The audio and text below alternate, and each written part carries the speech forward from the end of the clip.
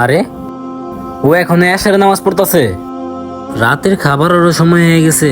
আচ্ছা ও খাইব নি, আমি খাই ঘুমায় পড়ি, একটু পর আবার এর সময় উঠতেই হইব।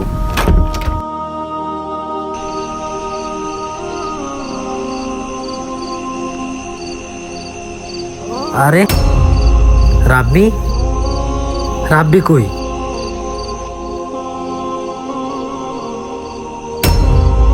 আরে ও এখনো কিসের নামাজ পড়ে? ও ওই মনে হয় তাহাজ্জুদের নামাজ পড়তেছে।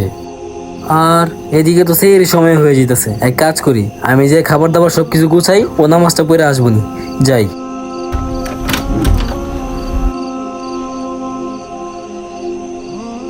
সেই সময় পার হইতেছে, রাব্বিয়া না নাকি ঠিক এশারের সময় দেখলাম শেষ দেয়, তাহাজ্জুদেও শেষ দেয়, এখনো হয় শেষ দেয়। কিরে রাব্বি? ভাইয়া আরে রাব্বি কি হয়েছে তোর? ভাইয়া আমার মার কথা খুব মনে পড়তেছে। আগের রমজানে আমার মা ছিল, এই রমজানে আমার মা নাই। ভাই আগের রমজানে আমার মা আমার ডাক দিত সেই সময়, আমি কতই না বাহানা করতাম না। 10 রমজান 11 রমজান হয়ে গেছে, তুমি আইসা ডাক দেও।